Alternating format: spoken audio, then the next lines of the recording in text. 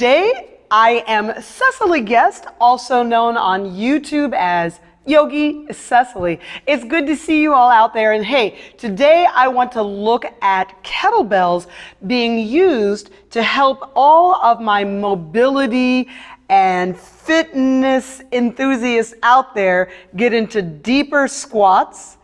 And if you're doing a lot of yoga, we do something we call a goddess squat. So that's what I want to help you with today, goddess squatting. Now notice what I've got here. I've got 2 folded blankets. I've got a 10-pound kettlebell and a heavy 45-pound kettlebell. That's kind of heavy. Now I want to start with the blankets first because the blankets are going to help most of us if you have a tight Achilles and really immobile hip sockets. The blankets are going to help you, and that might be all you need.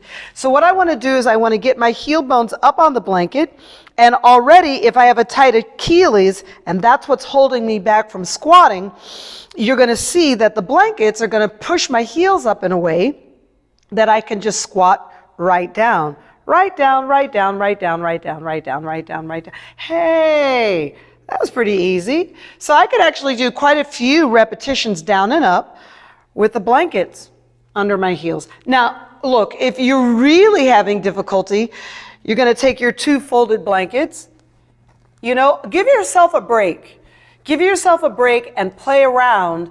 And instead of thinking, oh, I can't do this, give yourself a break and say, I wonder if higher is better. And it is.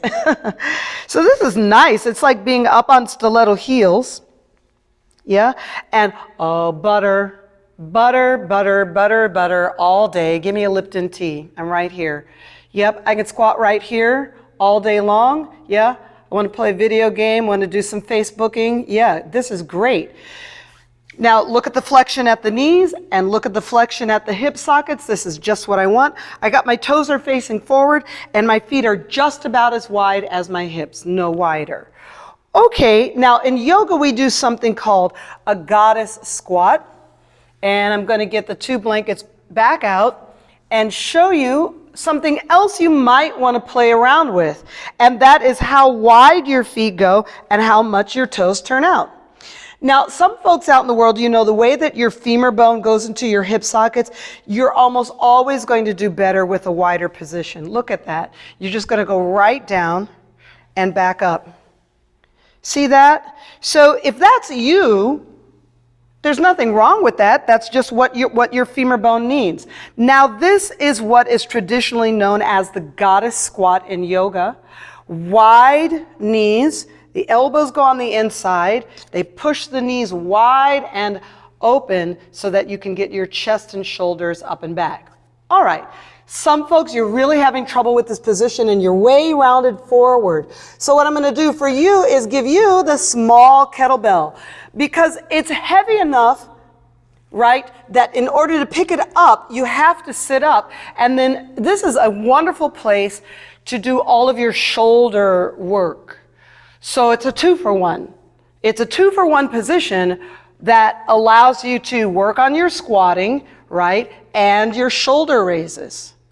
Because it gets your upper back strong, the erector muscles along your spine. There's no way you can lift even 10 pounds without sitting up. Okay, great. So that's what you're going to want to do with the small one. What's the heavy kettlebell for? Well, this heavy kettlebell is for you to do this rounded over position. See, I'm actually going to use it to round over and just get, just deeper into the squat.